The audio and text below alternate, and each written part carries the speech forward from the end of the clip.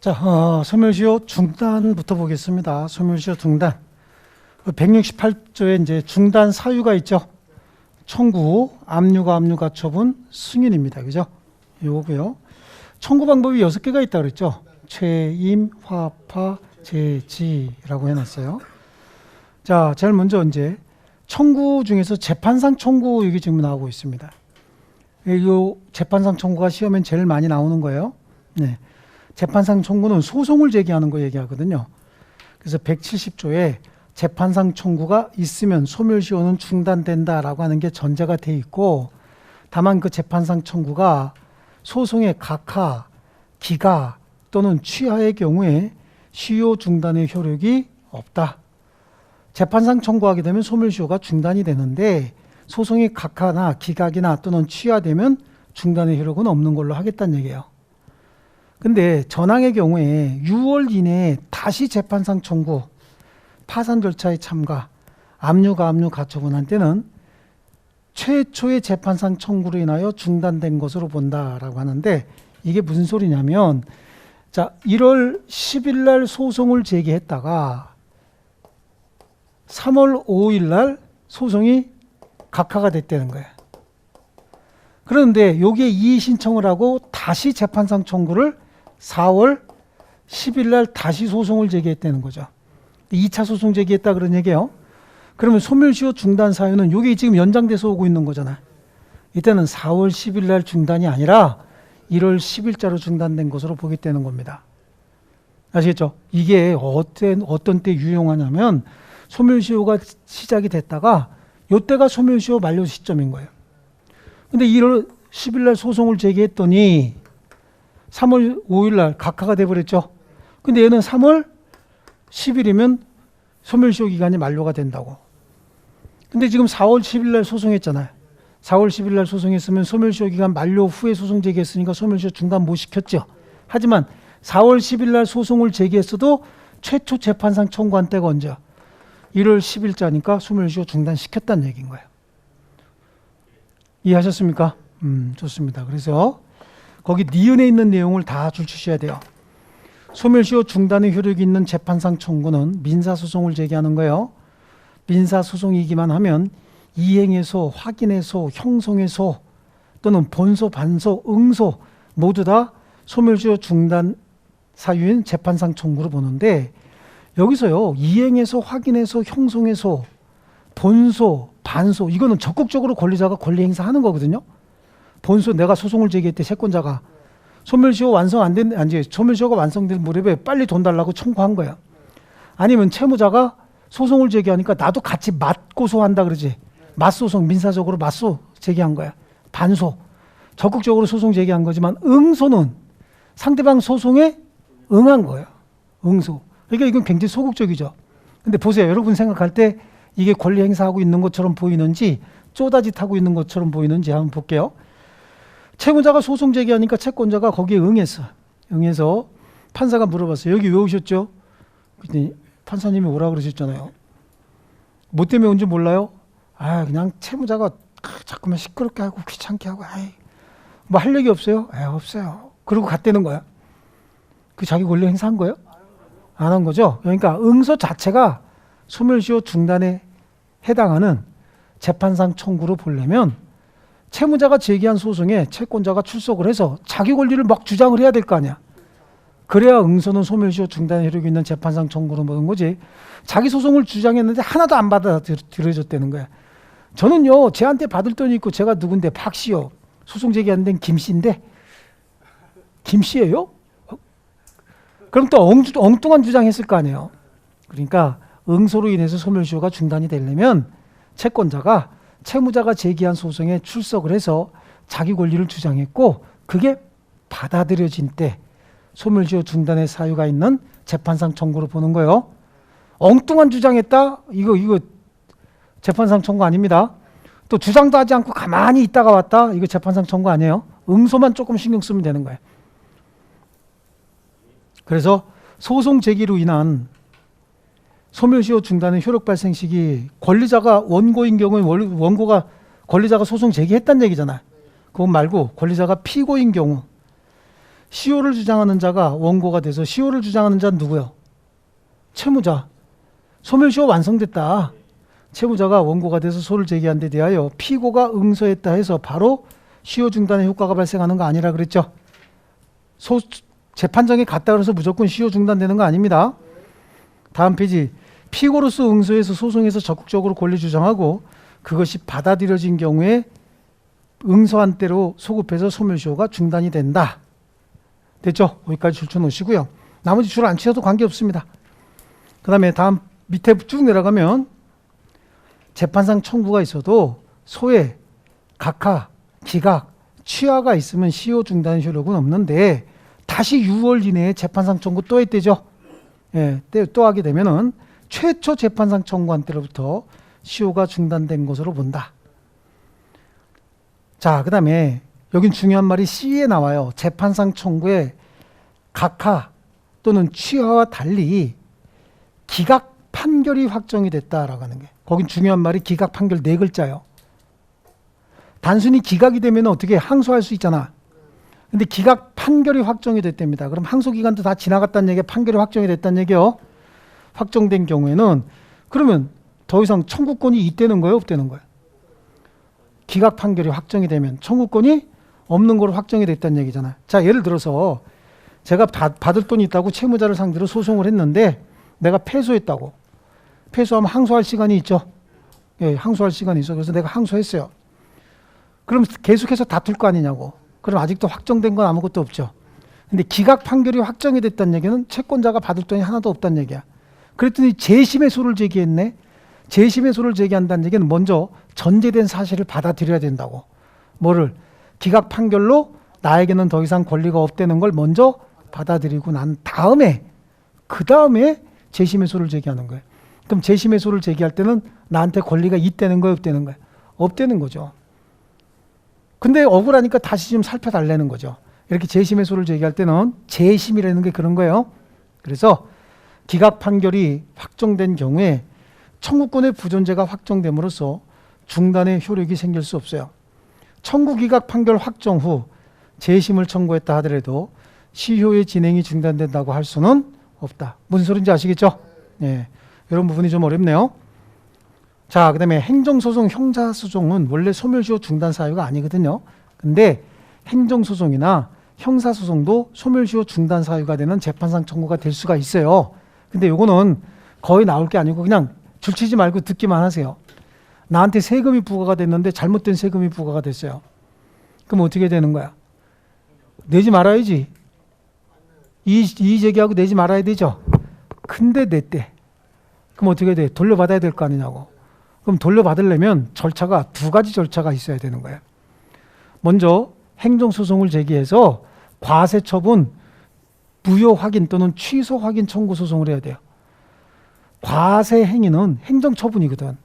세금을 부과하는 건. 그럼 과세처분, 무효 또는 취소 확인 소송을 받아서 과세처분이 무효 또는 취소가 되잖아요. 그럼 나한테 세금 부과한 게 근거가 없어져 버리죠. 그럼 그때는 민사소송에서 부당이득 반환 청구 받는 거예요. 2단계가 필요한 겁니다. 아시겠죠?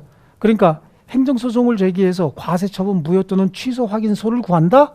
그딴 얘기는 나 부당이득 반환 청구권 행사하겠다라고 하는 소송이죠, 일종의.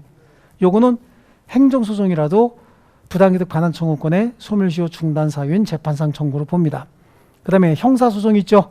형사소송은 소송 합리화에 관한 법률인가 뭔가 있어요. 좀 긴 법률이 있어요. 그래서 소송 관계를 신속하게 끝내기 위해서 만약에 형사 피해자가 있다는 거야. 형사 피해, 소송 촉진 등에 관한 법률로 바뀌었구나. 소송 합리화에 관한 법률이. 자, 형사 피해자가 있는데 형사 피해자는 가해자가 있다는 얘기죠. 가해자는 국가가 국가 형벌권에 의해서 처벌을 합니다. 검사가 원고가 돼서 처벌하는 거야. 그럼 피해자는요, 국가의 형벌권 행사를 잘 보고 있다가 가해자한테 나중에 손해배상 청구하는 거예요. 그럼 손해배상은 민사소송을 통해서 해야 되는데 민사소송 하려면 변호사 사야 되잖아. 그럼 변호사가 다 가져가고 남는 거 하나도 없거든. 그러니까 아예 형사재판부에다가 손해배상 명령 좀 같이 해주세요라고 한다고. 그럼 형사재판부에서도 야, 민사소송 또 하느니 그냥 형사재판부에서 손해배상 명령을 해요. 근데 그렇게 안 하는 이유가 있어. 형사재판부에서 형사상 배상 명령을 하잖아요. 그 민사소송을 통해서 받을 수 있는 금액의 반 정도밖에 안 줘요. 여러분이 판사라고 한번 생각해봐요. 내가 이놈 징역을 3년 살려. 징역 3년 살리면서 손해배상도 겁나게 해. 이건 무슨 악감정 있는 것처럼 보이잖아요. 그렇죠. 그러다 보니까 형사재판부에서 징역을 때리면서 손해배상도 많이 주라고 못하거든, 잘. 근데 우리 입장에서 봤을 때는, 일반인들 입장에서 봤을 때 이거 소송한다고 또 변호사 또 사고 그러면 받을 금액이나 몇 억씩 대고 그러면은 당연히 변호사 사야지. 받을 돈도 얼마 안 되는데 그것도 변호사 반 띄워주고 나면 그게 그거죠. 그러니까 아예 형사재판부에다가 신속하게 끝내기 위해서 형사상 배상 명령을 청구한다고. 그럼 형사상 배상 명령을 청구한다는 얘기는 손해배상 청구권 행사하겠다 그 얘기잖아요. 그럼 이것도 소멸시효 중단 사유인 재판상 청구로 보게 되는 거예요. 들었죠? 자, 그러면 이렇게 하는 거야, 머릿속으로. 이거 시험에 잘 안 나오는 부분이니까 행정소송도 소멸시효 중단 사유 될 수 있죠. 형사소송도 중단 사유 될 수 있어요. 행정소송 같은 경우는 세금, 그죠? 형사소송 같은 경우는 맞았다지, 그죠? 요 정도로만 기억하세요. 이 정도만 기억하셔도 우리 문제풀이하면서 얼마든지 해나갈 수 있으니까 이거는. 그 대신 민사소송이면 어떤 소송이든 소멸시효 중단 사유인 재판상 청구로 보는데 중요한 건 뭐였었어? 응소 조금 신경 쓰면 되는 거고. 아시겠죠? 여기서부터 적극적으로 막 이렇게 하려고 그러지 말고, 응소는 응소 자체만 가지고는 소멸시효 중단 사유가 아니고 가서 막 떠들어야 된다더라. 이 정도만 알고 계셔도 되는 거예요. 막 거기서 떠들어갖고 받아들여야 된다더라. 엉뚱한 소리 떠들면 쫓겨나요. 그죠? 그런 정도. 여기 있는 내용 뭐 적극적으로 자기 권리를 주장해서 이것이 재판부로부터 인용된 때 하나요 이런 거 하지 말고 자기 권리 있다고 떠들어서 재판부에서 받아들여졌다 이런 정도로 해서 추상적으로 알고 나가셔도 된다고. 아시겠죠? 그런 정도까지만 이렇게 해두시면 되는 거예요. 됐죠? 넘겨보시고 비읍에 가요. 비읍에 채권 일부 청구로 인한 소멸시효 중단의 효력. 일부 청구하면 일부 중단이에요, 원래가. 그래서 제가 이걸 구분해 놓은 게 청구 압류가 처분 그리고 승유는 조그맣게 하라 그랬잖아요.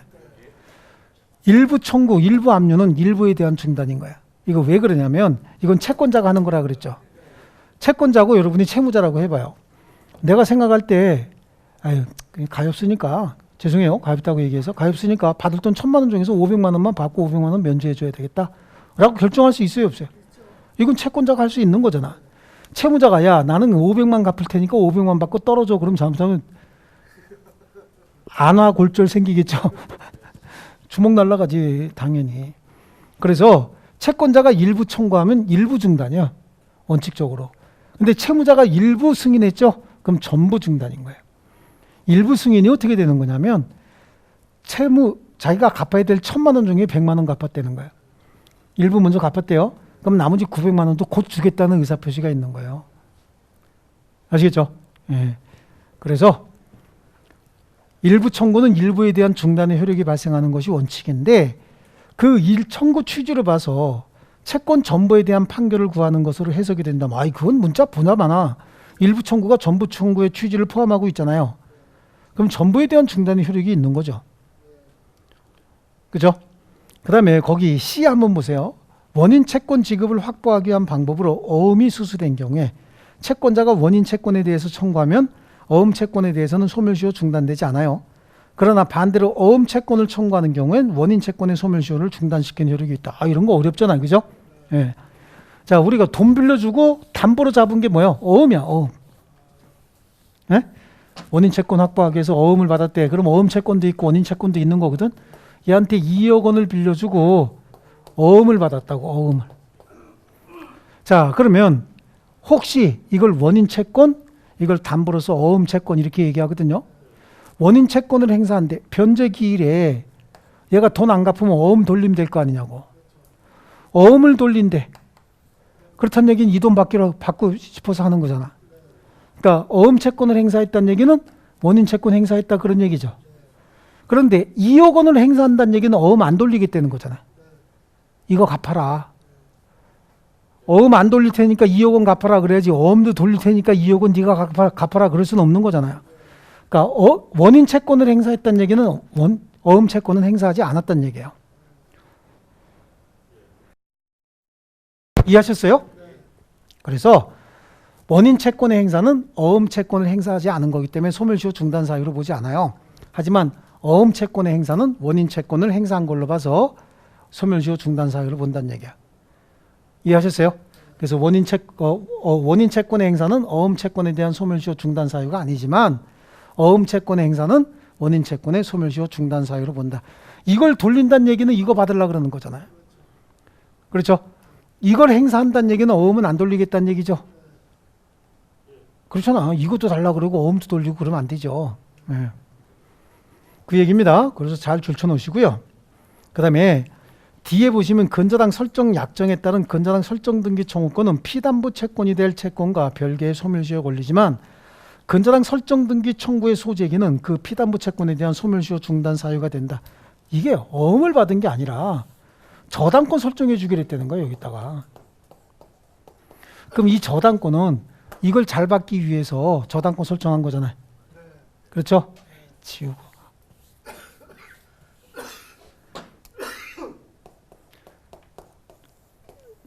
여기다가 2억 원 빌려주고 저당권 설정하기로 했어요. 근데 저당권 설정 안 해준다고. 저당권이 있는 게 안전한 채권이요. 저당권 없는 게 안전한 채권이에요. 저당권이 있는 게 안전한 채권이죠. 근데 저당권 설정해 주기로 했는데 저당권 설정 안 해주니까 저당권 설정 등기 청구에 소를 제기했다고. 그렇다는 얘기는 이게 필요하다는 얘기야. 2억 원을 보호하겠다는 얘기야. 2억 원을 보호하겠다는 얘기지. 당연히. 그렇죠? 그래서 여기도 보세요. 근저당 설정 등기 청구의 소제기는 피담보 채권을 지금 보호하고자 하는 조치를 취한 거죠. 그래서 피담보 채권에 대한 소멸시효 중단 사유가 된다. 이해하셨죠? 자, 그 정도 보시고요. 일부 청구는 일부에 대한 중단이라고 했습니다. 다음 페이지 보면 171페이지. 171조에 자, 파산 절차에 참가는 채권자, 파산 절차 참가하면 일단 소멸시효 중단된 거야. 파산 절차 참가가. 소멸시효 중단 사유는 이미 암기했죠. 청구, 압류가 처분, 승인. 최임, 화파, 제지, 얘네들이 중단 사유라고 했잖아요. 그런데 이제 파산 절차에 참가는 소멸시효 중단 사유이긴 한데 채권자가 이를 취소하거나 청구가 각하됐대요. 그럼 당연히 중단의 효과가 없는 거죠. 그죠? 그럼 파산 절차에 참가라고 하는 건 어떻게 하는 거냐면 채무자가 파산했다 그러니까 법원에서 이제 통보가 와요. 받을 돈 있으면 배당 요구해라. 그게 파산 절차 참가거든. 네. 참가해서 보니까 그러면 소멸시효 중단이 됐는데 법원 사무관이 이러고 보니까 이 새끼 봐라 이거 가짜 채권이네. 둘이 가장 채권이네. 그래서 각하 또는 자기가 스스로 판사한테 걸리면 이거 위증 걸리는데 그래서 취하할 수도 있죠. 그럼 소멸시효 중단의 효과는 없는 거지. 네. 스스로 취하하거나 각하됐으니까 그죠? 네. 자, 그 다음에 뭐 거기는 특별히 볼 건 없어요. 재판상 청구 좀 보시면 되고 뒤에 최고 있잖아요. 최임합할 때 최고. 저거 보면 돼요. 자, 그 다음에 172조 지급명령은 채권자가 법정 기간 내에 지급명령이 떨어졌대. 법원에서 떨어진 거거든요. 그럼 어떻게 소멸시효 중단 사유가 되거든요. 근데 후속 조치를 하지 않을 때 법으로 정한 후속 조치해야 되는데 후속 조치하지 않으면 어떻게 하죠? 지급명령의 효력이 소멸해버려요. 또 후속 조치가 뭡니까? 하지 마시고 그거 필요 없는 거요. 시험에 합격하고 난 다음에 하셔도 충분한 거야. 지급명령은 채권자가 법정기간 내에 후속 조치를 하지 않았답니다. 가집행 신청하지 않았대요. 그래서 지급명령의 효력이 없어졌답니다. 그럼 지급명령 효력 없어졌으면 중단의 효력도 없는 거죠. 그 다음에 화해를 위한 소환이요. 화해를 위한 소환은 판사가 둘이 화해를 붙이려고 불렀어요. 불렀으면 어떻게 돼요? 와야 될 거 아니야. 와야 되는데 애가 안 왔대. 그럼 화해가 성립됩니까? 안 되죠. 아니면 왔는데 판사 앞에서 서로 눈 찌르고 막 목 조르고 서로 막 쌈박질만 해서 화해가 성립되지 않았대요. 그럼 이거 안 온 거나 똑같은 거지. 판사가 그 새끼들 괜히 불렀네 그럴 거 아니냐고. 그죠? 그래서 화해를 위한 소환은 상대방이 출석하지 않거나 오긴 왔는데 서로 쌈박질하고 화해가 성립되지 않았대요. 그럼 한 달 이내에 소를 제기하지 않으면 시효 중단의 효력이 없다. 자, 화해를 위한 소환을 하면 일단 소환에 응하는 순간 소멸시효 중단 사유가 발생한 건데 이거는 화해가 성립한 걸 전제로 하는 거잖아요. 근데 아예 화해가 성립되지 않았대요. 그럼 어떻게 돼요? 한 달 이내에 소를 제기해야 된다고. 한 달 동그라미 치셔야 돼요. 이건 한 달 잘 나와요. 근데 이거는 임의 출석의 경우에도 화해가 성립되지 않으면 그러하다라고 하는데, 임의 출석은 뭐냐면 지네들이 손잡고 판사한테 와가지고 우리들이 이런 분쟁이 있는데 이거 좀 어떻게 중재 좀 해주세요 라고 스스로 신청한 거예요. 일방 당사자가 신청한 게 아니라 둘이 같이 우리 둘이 어떤 그 화해를 좀 중재해 주세요 라고 한 거거든요. 그럼 거기서 화해를 해야지 판사 앞에서 또 눈 찌르고 서로 싸움박질하고 목 조르고 난리가 났다는 거야. 그러면 이것도 똑같이 쫓겨나겠죠. 판사가 나가 그럴 거 아니에요. 그럼 한 달 이내에 소를 제기해야 채권자의 소멸시효가 중단이 됩니다. 자, 좋습니다. 최고 있죠, 최고. 자, 최고는 6월 내에 재판상 청구 파산 절차에 참가 화해를 위한 소환 임의 출석 압류 가처분하지 않으면 시효 중단 효력이 없다. 자, 최고 하면 독촉장 보내는 거거든. 소멸시효 중단의 효과가 있는데 최고 후 6개월 이내에 강력 조치 취해야 된다고. 그러니까 최고만 겁나게 했대. 소멸시효 중단 돼, 안 돼? 중단 안 되는 거야. 최고만 그냥 매월 1일 날 최고해. 아직 소멸시효 중단 안 됐어요. 근데 최고 후 6개월 이내에 소멸시효 중단시키려면은 강력 조치 취해야 되는데, 그래서 이날 강력 조치 취했다는 거야. 그랬으면 이때부터 역산해서 하나, 둘, 셋, 넷, 다섯, 여섯 요 날로 소멸시효가 중단이 된 거죠. 아시겠죠? 그 강력 조치는 뭐냐? 요게 망치 손잡이야. 요게 망치 머리고 한 방 때리는 거야. 6월 이내에 압류 가처분 임의 출석 화해를 위한 소환 파산 절차에 참가 재판상 청구. 아시겠죠? 우리 재판상 청구가 기각, 각하 또는 취하된 경우엔 6월 이내에 강력 조치라 그랬죠? 그것도 이거야. 요 손잡이에다가 요거. 6월 이내 강력 조치. 아시겠죠? 그것도 요게 그대로 들어가는 겁니다. 이해되셨습니까? 이게 뭐 어떤 의미가 있냐면 최고만 여러 번 거듭하다가 강력 조치를 취한 날로부터, 즉 재판상 청구했대요. 그럼 강력 조치한 거죠. 해서 요때 소멸시효 중단의 효과가 생겼는데 이게 웬일이냐? 이날 소멸시효가 완성됐대. 그러면 이건 아무런 효력이 없는 거죠. 얼마나 다행인지 이날이 소멸시효 완성일이래요. 그럼 강력 조치 참 잘한 거죠.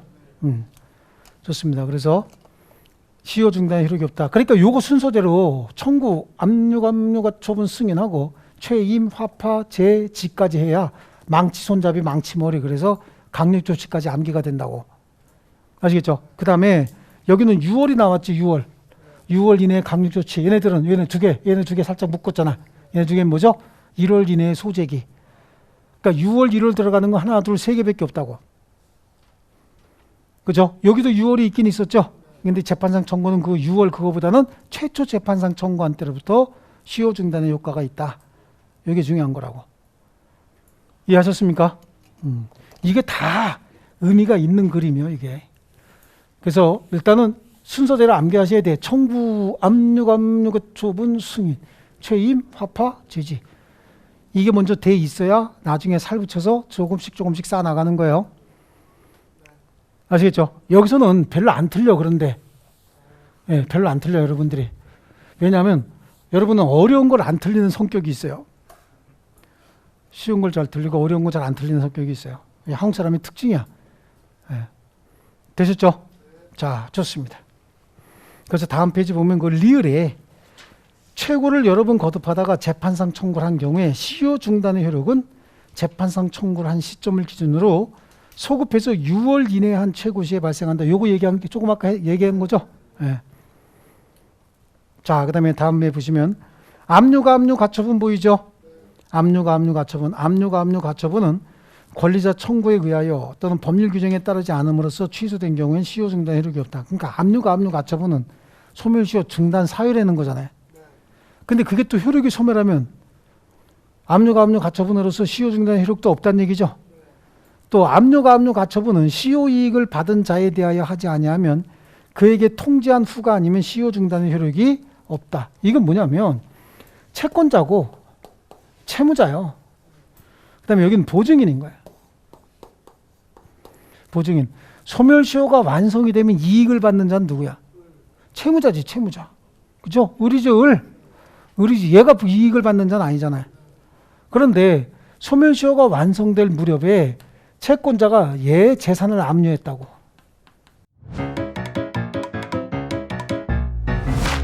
에듀윌 유료 회원만의 명품 교수 서비스.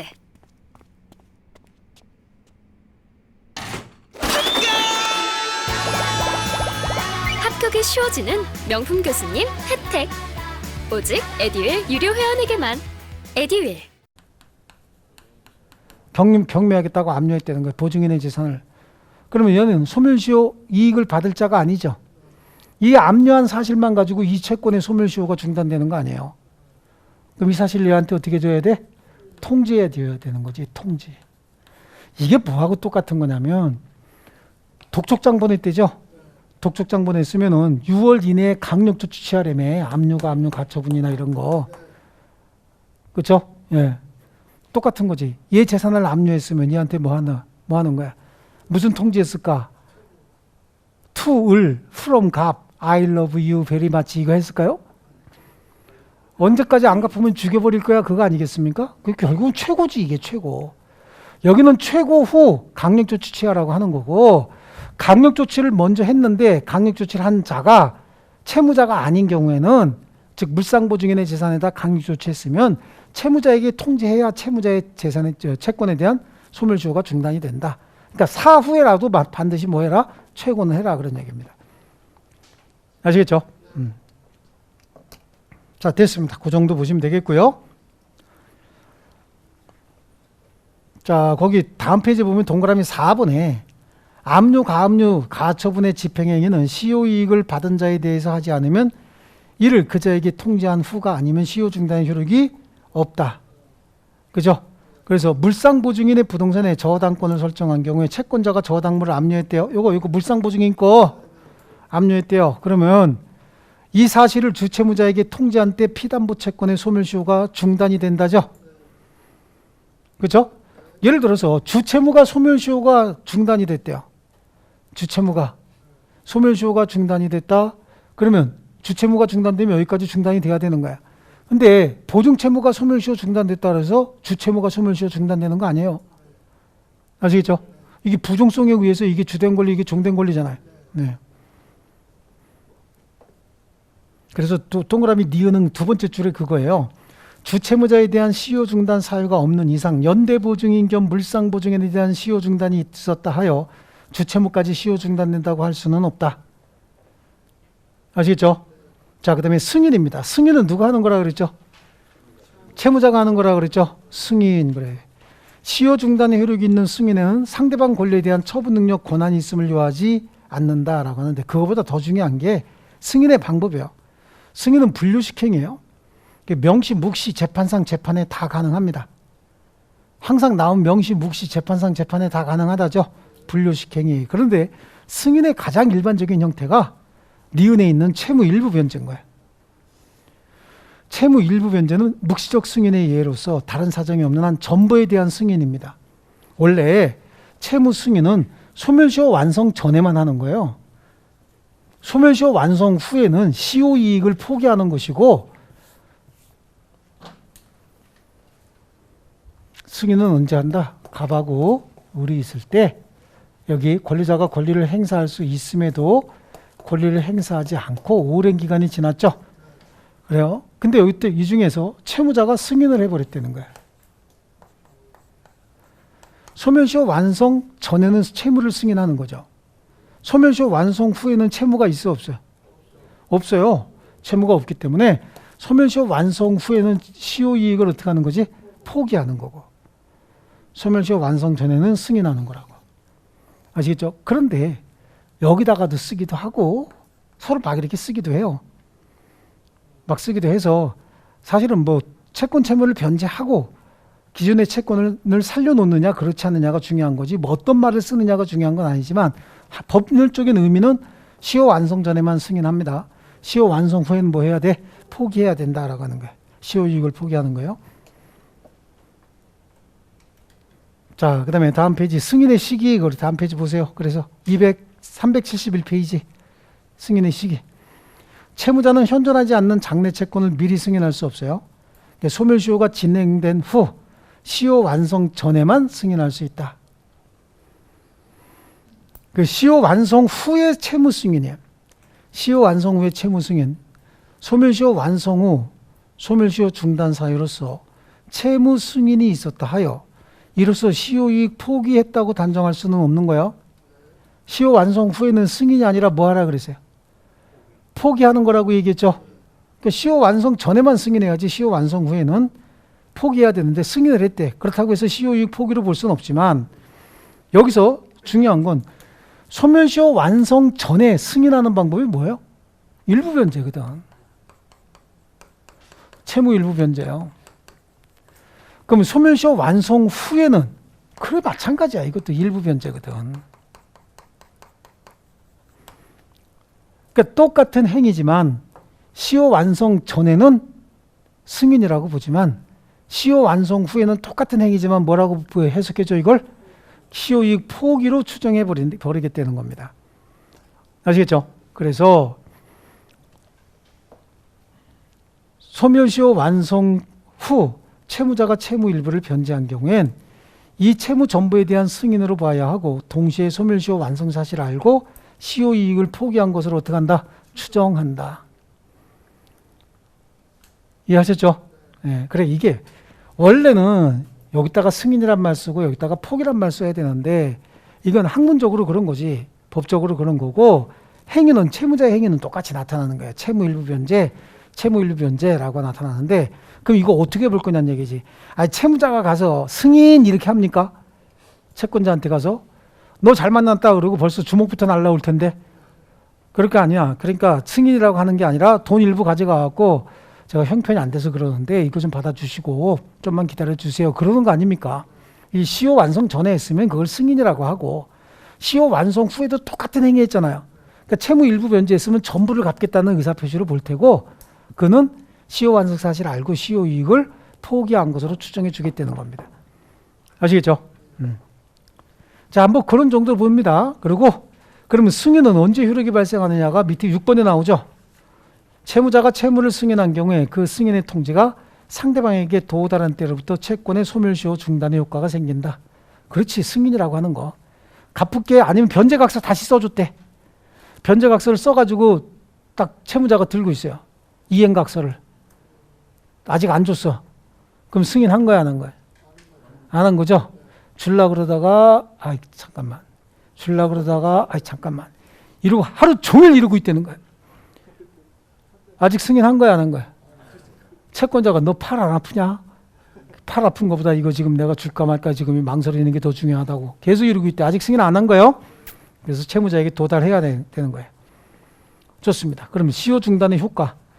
다음 페이지 169조에 시효 중단은 당사자 및 그 승계인 간에만 효력이 있다. 원래 시효 중단 여기 보면 거의 다 최고를 제외하고 최고도 6개월 이내에 강력 조치해야 된다며요. 그렇지 않습니까? 그럼 이건 다 법원에 가서 하는 거 아니야?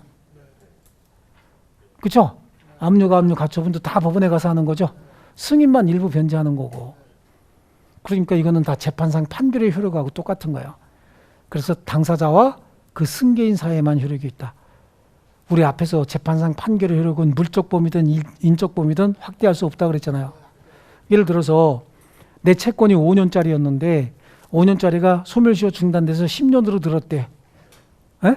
그걸 여러분이 나한테 샀어요. 내 채권을 양수받았다고. 그럼 몇 년짜리 양수받은 거예요? 10년짜리 양수받은 거지. 내 채무가 원래 3년짜리인데 채권자가 소송하는 바람에 10년으로 늘었다고. 근데 여러분이 나한테 그걸 인수했대. 그럼 몇 년짜리 채무 인수한 거예요? 10년 소멸시효 10년짜리 인수한 거예요. 그래서 시효 중단의 효과는 당사자와 그걸 알고 산 누구요? 승계인 간에만 효력이 있다. 자, 그거의 해석도 그 양쪽 가로 2번에 보면 시효 중단의 효력이 미치는 범위에 당사자와 승계인 간에만 효력이 있다고 있죠. 그럼 받고 예외 보세요. 예외. 동그라미 2번에 그건 되게 중요합니다. 그거 별표해 놓고 보셔야 돼요. 시효 중단의 효력이 제3자에게도 미치는 경우가 있습니다. 그래서 주채무자에 대한 시효 중단의 효력은 보증인에게도 미친다. 주채무가 시효 중단되면 보증채무도 중단되는 거예요. 그 반대는 아니야. 그 다음에 지역권의 경우 요역지가 수인의 공유인 경우에 그중 1인에 의한 지역권 소멸시효 중단 또는 정지는 다른 공유자를 위해서도 효력이 있다. 이건 지역권 배워야 되거든 사실은. 근데 여기 그냥 간단하게 암기하고 넘어가는 게 더 필요합니다. 연대 채무자 1인에 대한 이행 청구는 다른 연대 채무자에 대해서도 중단의 효력이 있다. 와, 처음 듣는 얘기들 무지하게 나올 거야.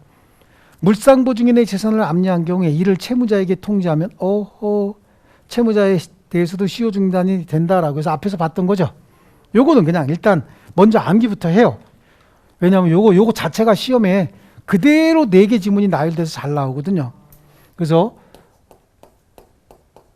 주보, 지역, 연대, 물통. 어떤 지역에 주부님들이 서로 연대해서 데모하는가 봐. 뭐 들고 나왔대?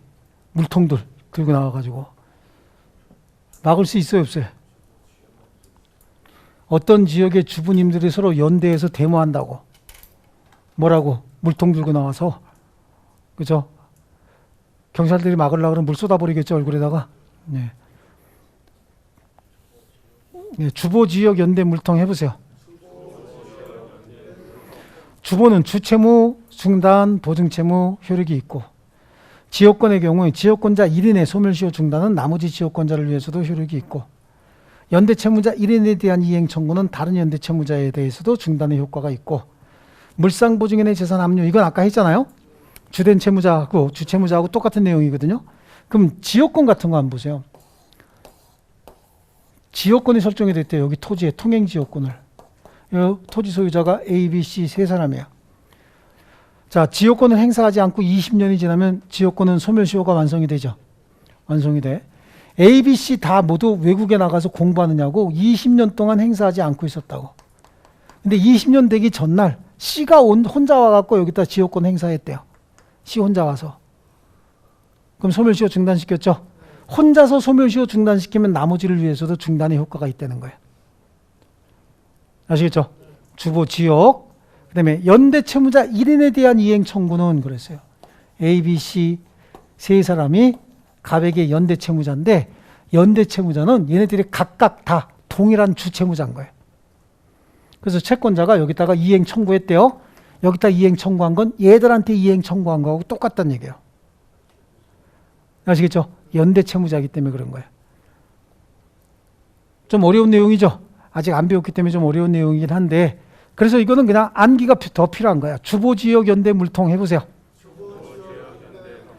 주채무의 소멸시효 중단은 보증채무의 중단의 효과가 있고, 그 다음에 지역권, 요역지가 수인의 공유인 경우에 지역권자 1인이 지역권의 소멸시효를 중단시키면 나머지 지역권자를 위해서도 중단의 효과가 있고, 연대채무자 1인에 대한 이행 청구는 나머지 연대채무자에 대한 시효 중단의 효과가 있고, 물상보증인의 재산을 압류한 경우에 이를 주채무자에게 통지하면 주채무자에 대해서도 시효 중단의 효과가 있다. 이게 왜 중요하냐면 원래 시효 중단의 효과는 당사자와 그 권리를 승계받은 승계인에게만 효력이 있지 재판상 판결의 효력인데 인적 범위도 물적 범위도 확대할 수가 없는 거거든요. 그런데 예외적으로 그 범위가 확대되고 있죠, 지금. 주보, 지역, 연대, 물통. 아시겠죠? 예. 자, 그 다음에 중단 후 시효 진행인데 소멸시효 중단됐으면 적극적으로 계속 권리 행사해야 될 거 아니에요. 근데 소멸시효 중단 후 계속해서 권리를 행사하지 않는데 그럼 소멸시효 다시 진행해야 되겠죠. 그래서 시효가 중단된 때는 중단된 때까지 경과한 시간은 산입하지 않고 중단 사유 종료한 때로부터 새로 진행입니다. 재판상 청구로 중단된 시효는 재판이 확정이 되면 야 피고 원고에게 얼마 줘라라고 확정한 거 아니야. 그럼 그때부터 원고는 다시 권리 행사해야 되지, 새로운 권리에 대해서. 근데 행사하지 않고 있대요. 그럼 그때부터 다시 진행하는 거예요. 아시겠죠? 그래서 거기 중단된 시효가 다시 진행되는 시기는 동그라미 3번 보이죠? 정리해놨어요, 거기. 재판상 청구로 중단될 때는 재판이 확정된 때, 압류가압류 가처분의 경우에는 그 절차가 압류가압류 가처분 절차가 완료가 되면 그 이후에 강제금미할 수 있거든. 또 승인으로 중단된 때는 승인이 상대방에게 도달해야 될 거 아니냐고. 써가지고 줄까 말까 망설이고 있대요. 속은 타도 아직 소멸시효 중단된 거 아니에요? 네. 좋습니다. 그 다음에 소멸시효 정지 그랬어요. 소멸시효 정지는 했나 안 했나? 했죠? 거기 들어보세요. 소멸시효 정지는 사람의 인생사가 여기 들어가 있죠. 먼저 누구? 제한능력자. 제한능력자가 채권자가 됐든 채무자가 됐든 몇 개월? 6개월. 부부 일방의 타방. 부부관계 종료된 때로부터 6개월. 상속의 경우에는 상속인이 확정되거나 아니면 파산 절차가 완료된 때로부터 몇 개월? 6개월. 그 다음에 천재사변 그 사태가 종료된 때로부터 1개월. 됐어요. 그거면 되는 거예요. 더 볼 거 없어요. 쳐다도 보지 마시고 그냥 쭉 넘어가세요. 이렇게 해서 소멸시효가 완성이 됐다. 그럼 소멸시효는 채권은 몇 년이요? 10년. 기타재산권, 소유권 이외의 기타재산권은 20년이죠. 그럼 소멸시효가 완성이 되면 채권 채무는 소멸해야 되거든.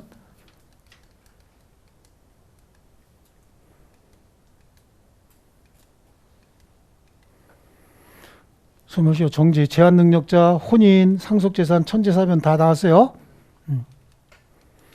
자, 소멸시효 완성이 됐대. 소멸시효가 완성이 되면 채권 채무는 소멸해야 되잖아요. 기산일로 소급해서 소멸해야 되죠. 이때부터 소급해서 채권 채무는 없었던 걸로 보는데 절대적 소멸설도 있고 상대적 소멸설도 있는데 절대적 소멸설이 판례의 태도예요. 뭘 얘기하느냐면 난 이런 거 자꾸만 떠들어서 시끄럽게 만드는 애들이 제일 골치 아픈데 절대적 소멸설은요. 소멸시효가 완성이 됐대요. 그럼 채권 채무는 일단은 소멸했다야. 그런데 뭐가 적용이 된다고요? 변론주의가 적용이 된다 그런 얘기야. 그러니까 소송을 통해서 원용을 하면은 소송을 통해서 판결로서 채권 채무가 소멸했음을 확인만 해주겠다는 거예요. 이게 절대적 소멸설이고 상대적 소멸설은 소멸시효가 완성이 됐대요. 그러면 아무 일도 일어나지 않은 거야. 채권 소멸하지 않은 상태요. 변론주의 원칙상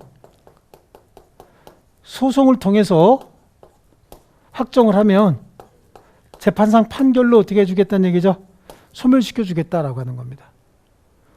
뭐 어쨌든 판결해야 되는구만. 그렇죠? 근데 어떤 차이가 있느냐면 이건 이미 소멸한 거지. 소멸한 걸 확인만 해주는 거고 이건 소멸했어 안 했어요? 안 했어요. 채권 그냥 남아있는 거죠. 그런 차이가 있습니다. 자, 요건 차이는 소멸시효 완성 후 채무 일부 변제했을 때 소멸시효 완성 후 채무 일부 변제했을 때 절대적 소멸설에 의하면 이미 소멸한 채권 변제한 거잖아요. 그러니까 이거는 없는 채권을 변제했다, 없는 채무를 변제했다. 그래서 비채 변제라고 한다고 이걸. 요거는 상대적 소멸설에 의하면 소멸시효 완성됐다 그래서 채권 채무 소멸했나요? 안 했죠. 그러니까 이거는 채무 변제지.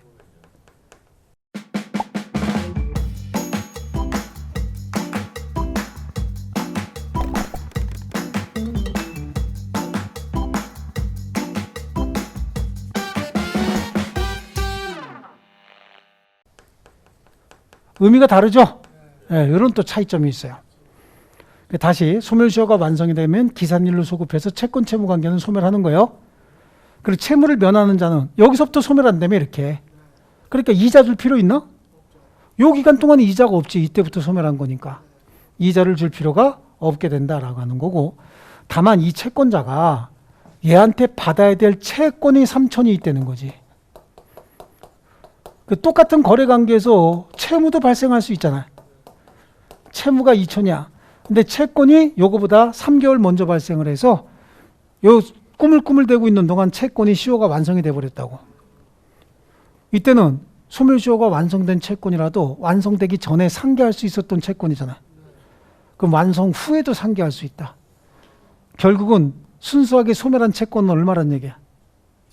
1,000만 원이란 얘기죠. 누가 또 5천 나오냐. 다 받을 거야? 그냥 다 내 거? 받을 돈 3천, 줄 돈 2천인데 상계하지 않고 있는 동안 받을 돈이 소멸했는데 그러면 소멸하고 난 다음에라도 나중에라도 상계하라니까?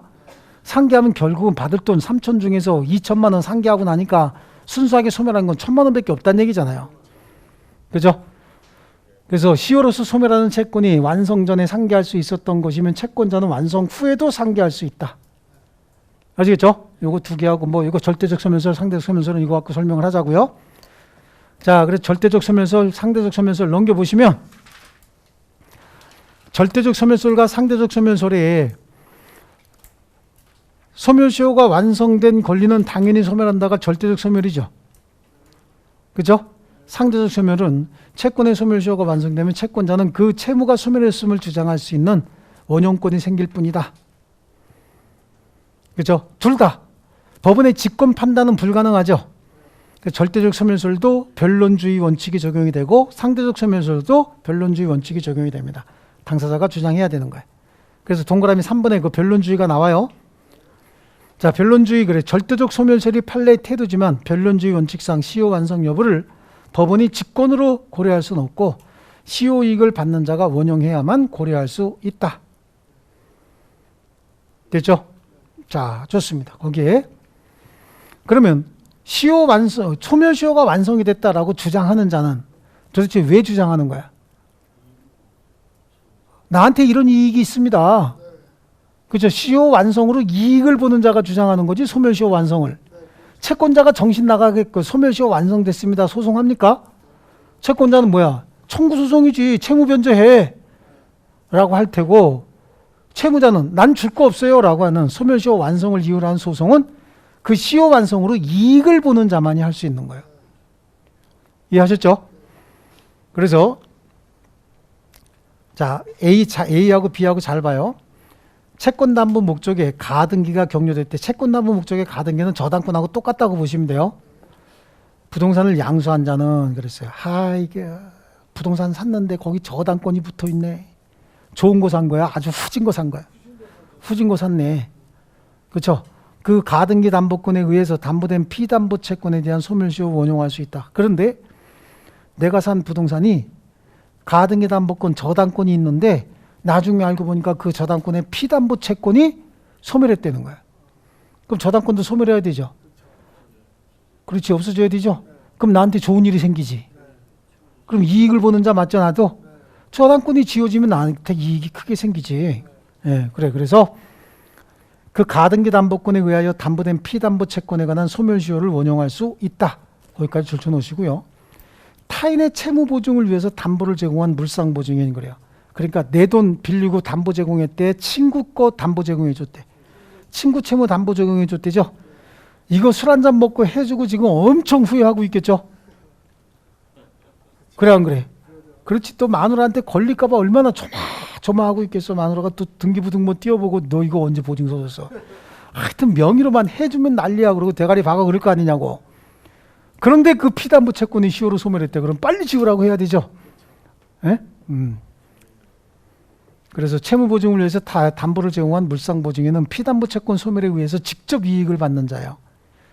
그래서 그 피담보 채무 소멸 시효 완성을 원용할 수 있다. 그 다음에 C하고 D는 이거 대단히 중요한데 채권자 취소권, 채권자 대위권을 좀 배워야 돼요. 아시겠죠? 예, 요거는 우리 1월 달에 하자고요. 자, 그 다음에 소멸시효의 소급표 했습니다. 소멸시효는 기산일로 소급해서 소멸한다라고 했죠. 예, 그래요.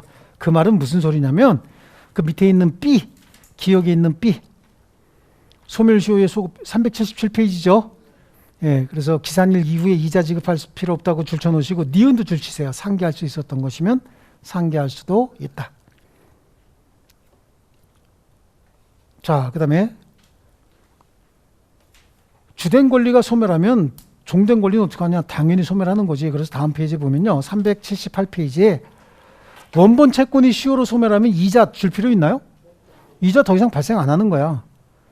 그리고 공사대금 채권이 시효로 소멸했대요. 그 말은 공사대금 받을 게 있대 없대? 없대죠? 그럼 공사대금 채무 불이행을 이유로 계약을 해지하거나 손해배상 청구할 수 없죠. 왜? 더 이상 채무는 존재하지 않는데 뭐. 맞죠? 자, 그 다음에 소멸시효 이익의 포기야. 소멸시효 이익은 미리 포기하지 못한다라고 하는데, 아니 보세요. 소멸시효가 완성이 돼야 이익이지. 그러면 소멸시효 완성 전에는 포기를 해야 돼? 승인을 해야 돼? 승인해야 되고 소멸시효 완성 후에 포기해야지. 왜냐하면 소멸시효가 완성되기 전에는 이익이 하나도 없어요. 오늘이 내가 갚아야 될 3억 원의 채무에 대한 소멸시효 완성일이 오늘이래. 그럼 오늘 몇 시까지요? 24시까지로 해야 되지. 지금부터 가슴 뛰어 안 뛰어? 겁나게 뛰지. 아우 10시간 남았다 그죠? 10시간 남았다. 겁나게 뛰네. 시간 잘 갈까 잘 안 갈까? 저것만 뚫어지게 쳐다보고 있어. 조금 있으면 뚫릴 판이야, 시계. 시간 왜 이렇게 안 가냐 막 이러고 있어요. 예. 저녁에 10시 됐다. 가슴 더 뛰죠. 겁나게 뛰는 거야. 10시 반, 11시 됐다. 시간 왜 이렇게 안 가냐. 이제 어떻게 했죠? 참이슬 빨간 뚜껑 한 대병 갖다가 먹고 시작하죠. 이거 다 먹으면 이제 시간 지날 거야. 그래요. 술이 취해갖고 얼떨결에 전화 받았는데 달랜다. 그리고 6개월 이내에 강력조치 들어오면 소멸시효 중단돼 버린 거야. 시효이익 하나도 없어요. 그래서 미리 포기하지 못한다라고 하는 거예요. 아시겠죠? 소멸시효는 법률행위에 의하여 이를 배제 연장 가중할 수 없다. 왜? 편면적 강행 규정이었잖아요. 하지만 단축 경감은 할 수 있죠. 예, 요것도 잘 나와요. 184조 제2항.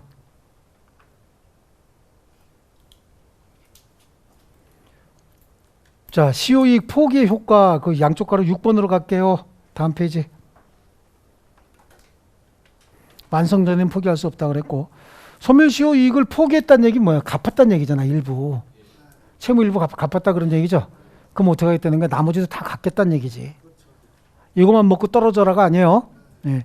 그래서 이 대체적으로 그 뭐라 그러죠? 저 장기 연체된 사람들 있잖아요.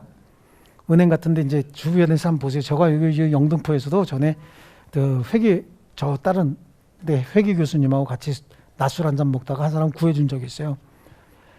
그 옆에 우리 먹고 옆 테이블에 이렇게 있는데 뭐 채권 출신 기간이라 그러면서 통화를 막 하더라고. 그러면서 그냥 10,000원만 먼저 집어넣으면 3년 동안 연기해 줄 테니까 10,000원만 먼저 집어넣으랬는데, 그러면서 10,000원 지금 계좌번호 받아서 은행 거래도 안 되나 봐. 네가 내 이름으로 좀 넣어줄래? 막 그러길래 제가 옆에 앉아있다고 넣지 말라고. 왜? 소멸시효가 완성이 됐으니까 걔가 10,000원만 넣으라 그러는 거예요. 소멸시효, 시효이익 포기 만들라고. 그래서 내가 그거 몇 년 됐어요? 그랬더니 한 10년 넘은 건데 그러더라고요. 그래서 그거 안 줘도 된다고. 조금 있다가 또 달라고 연락 오면, 야, 그 소멸시효 완성된 거 왜 이렇게 귀찮게 해? 야, 복잡하다. 전화 끊어라. 그러고 그냥 전화 끊으라고. 근데 그래도 되니? 그래도 된다고. 그때 굉장히 의심스러운 눈초리로 쳐다보니까 앞에 있는 회계 교수님이 이 사람은 그런 거 가르치는 사람이니까 믿어도 돼요. 그러더라고. 그러니까 또 거기서 또 10,000원도 없어갖고 못 갚는 사람이 또 소주 한 잔을 사주네. 그래서 난 또 2병 사줬죠. 괜히 말 섞어갖고. 그죠? 네, 그런 적이 있어요. 그래서 소멸시효 완성 후 채무 일부 변제는 전부에 대한 승인이고, 똑같이 이제 전부에 대해서 갚겠다고 한 거야. 전부에 대한 포기하고 똑같은 거야. 시효 완성 사실을 알고 시효 이익을 포기한 것으로 추정한다. 이렇게 돼요. 그래서 처음부터 시효 이익을 생기지 않았던 것으로 봐서 포기 후에 다시 시효 진행하죠. 그럼 채권자는 어떻게 된 거야? 채권자는 권리가 다시 생긴 거잖아요. 그래서 포기 후에 채권자의 권리가 다시 부활됩니다. 그래서 다시 시효가 진행이 되는 거고, 인적 범위는요. 자, 시효 이익을 포기했다. 내가 내 이익을 포기했다. 근데 다른 사람 이익까지 내가 포기할 수 있어요, 없어요? 없는 거야. 그러니까 예를 들어서 소멸시효가 완성이 돼서 채권자, 채무자, 보증인이 이렇게 있는데, 채권자, 채무자, 보증인이 있는데 소멸시효가 완성이 돼서 안 갚아도 되는 거거든. 근데 채무자가 나는 양심상 갚을 거야. 시효 이익을 포기했다는 거지. 그럼 보증 채무도 다시 살아나느냐? 아니란 얘기예요. 자기 것만 포기하는 거야. 이익을 포기하든 권리를 포기하든 항상 내 것만 포기하는 겁니다. 아시겠죠? 그래서 인적 범위는 기억을 줄치셔야 돼요. 그래서 시효 이익의 포기는 상대적으로서 포기할 수 있는 사람이 여러 명인 경우에 한 사람의 포기는 다른 사람에게는 영향을 미치지 않습니다.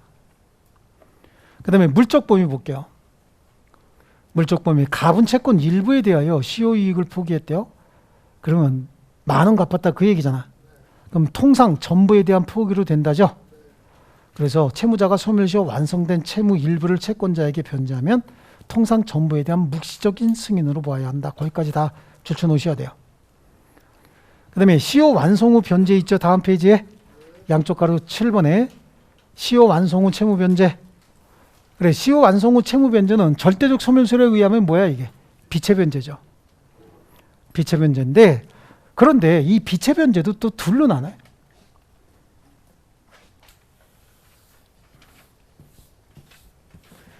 얘네들 결론은 똑같아요. 절대적 소멸소리든 상대적 소멸소리든 결론은 똑같아. 빛의 변제인데 빛의 변제 둘로 나눠서 소멸시효 완성 사실을 알고 변제했다. 그러면 악의의 빛의 변제죠. 악의의 빛의 변제. 이거는 자기가 스스로 채무를 갚고 싶어서 시효이익 포기로 보는 거야. 소멸시효 완성 사실을 알고 변제했으니까. 그런데 모르고 변제했대요. 선의의 빛의 변제도 원래 갚을 돈 갚은 거죠. 원래 줄 돈이잖아. 그러니까 이거는 도의관념에 부합된 빛의 변제다라고 해서 부당이득 반환 청구하지 못한다는 거예요. 요거는 채무 변제인데 무슨 부당이득이 있어. 받을 거 하나도 없죠. 결론은 똑같습니다. 접근 방식이 다를 뿐이지. 그래서 절대적 소멸소는 빛의 변제로 봐서 니은은 다 줄쳐요. 채무자가 소멸시효 완성 사실을 알고 변제한 경우엔 742조 악의의 빛의 변제, 시효 완성 사실을 모르고 변제한 경우에는 도의관념에 부합된 빛의 변제가 돼서 어떤 상황에서도 부당이득 반환 청구할 수 없어요. 상대적 소멸소리에 의하면 그냥 채무 변제죠. 그럼 부당이득의 문제는 발생하지 않는 거죠. 그래서 두 번째 니은의 맨 뒤쪽으로 가서 부당이득 반환의 문제는 발생하지 않는다. 자, 그리고 편면적 강행 규정이라고 했죠. 예, 그래서 양쪽 가로 8번에 동그라미 1번 줄칩니다. 소멸시효는 법률 행위에 의하여 이를 배제, 연장, 가중하거나 가중은 할 수 없으나 단축 경감은 할 수가 있다. 자, 그 다음에 381페이지 판례 그 두 개만 보고 끝내겠습니다. 자, 판례 시효 이익 포기를 인정한 판례에 동그라미 2번이 있죠. 소멸시효 완성 후 채무자가 일부 변제한 게 아니라 기한 유예를 요청했대. 그럼 이거는 3개월만 기다려줘. 그게 3개월 후에 소송할게 그 얘기야? 3개월 후에 줄게 그 얘기야? 줄게 그거지. 그럼 그때는 소멸시효 이익을 포기한 것으로 봐야 된다. 그 다음에 시효 취득을 원인으로 이렇게 돼 있잖아요. 시효 취득은 이제 취득 시효에서 봐야 되는 거거든, 이거는. 그래서 뭐 그것도 그건 취득 시효에서 나중에 보고 합시다. 그거는. 그럼 그냥 하나 2번만 하나 해놓고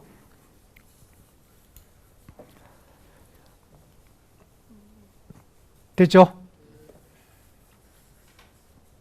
그 다음에 시효이익 포기를 부정한 판례 동그라미 2번이 있죠.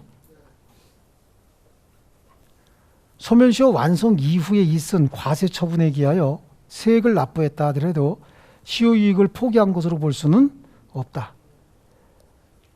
자, 이게 뭐냐면 나한테 부과된 세금이 500만 원짜리 세금이 있어요. 근데 5년 넘게 안 냈어 내가. 그럼 소멸시효 완성됐을 거 아니에요.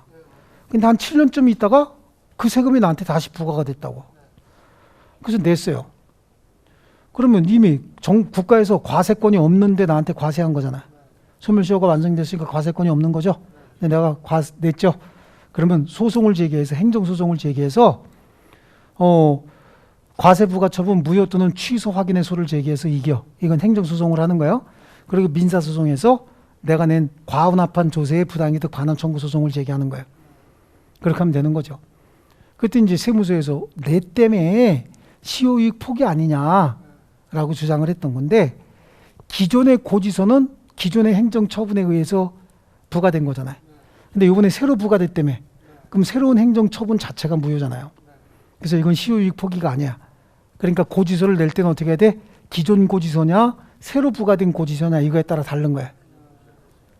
기존 고지서로 냈으면 시효이익 포기요. 기존 고지서로 냈으면 시효이익 포기고요. 새롭게 부과된 고지서로 냈대. 그러면 시효이익 포기가 아닙니다. 이거. 부당이득 반환 청구 소송 제기할 수 있어. 그래서 우리 과세 고지서 같은 거 이렇게 봐봐요. 색깔이 무슨 색이야? 누리끼리 하죠. 시간이 지나도 잘 몰라봐 이거. 오래된 것. 아니 이게 다 그게 그 종이가 훨씬 비싼 종이에요. 살짝 노란 종이가 시간이 지나도 변색이 안 돼. 그래서 10년 전에 부과된 건지 최근에 부과된 건지 놓고 보면 잘 몰라요. 날짜를 봐야 돼. 제 말이 거짓말인지 집에 가갖고 한번 부과된 거 한번 보세요.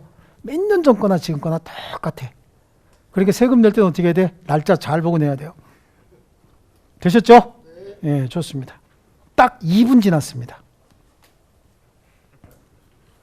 아니, 우리 또 문제는 하나, 마지막 문제는 또 하나 풀어보고 우리가. 자, 옳은 거 한번 찾아볼게요. 마지막 문제. 소멸시효는 당사자 합의에 의해서 단축할 수 없으나 연장할 수 있다. 반대로 얘기했죠. 네, 법원은 어떤 권리의 소멸시효 기간이 얼마나 되는지 직권으로 판단할 수, 기간은 법정 기간이니까. 그렇죠. 기산점은 당사자가 주장하는 거야. 왜냐하면 내가 채무 연장해줬는지 안 해줬는지 자기가 제일 잘 알 거 아니냐고. 연대 채무자 중 한 사람에 대한 이행 청구는 다른 연대 채무자에 대한 시효 중단의 효력이 있다. 이거 암기하잖아. 한 거잖아. 주보지역 연대 물통. 그렇죠. 주보지역 연대 물통이었죠. 재판상 청구는 소송이 각하된 경우에 시효 중단의 효력이 없으나 기각된 경우엔 시효 중단의 효력이 있다. 둘 다 시효 중단의 효력이 있어요. 주채무가 민사채무고 보증채무가 상행위로 인한 것일 때, 그럼 보증채무 상행이면 뭐야? 5년짜리 얘기하는 거죠. 보증채무는 주채무에 따라서 10년이 걸립니까? 각각이죠. 예, 주채무 10년, 보증채무 5년. 이 정도 풀어내겠죠? 예, 좋습니다. 이렇게 해서 총칙을 마치고 다음 주부터는 물권 채권이에요. 물권 채권은 정말로 핵심적인 내용만, 지금 물권 채권 책이 총칙 책하고 거의 두께가 비슷하죠. 그러면 이미 3분의 1로 줄여놨다는 거예요. 이걸 열심히 다 해도 잘 못 쫓아가니까 핵심적인 내용만, 주로 이제 암기해야 될 부분들 있죠. 이런 부분들 핵심적인 내용만 툭툭 건드리고 가겠습니다. 아시겠죠? 자, 수고 많이 했습니다. 네. 주택관리사 합격! 에듀윌 합격 패스!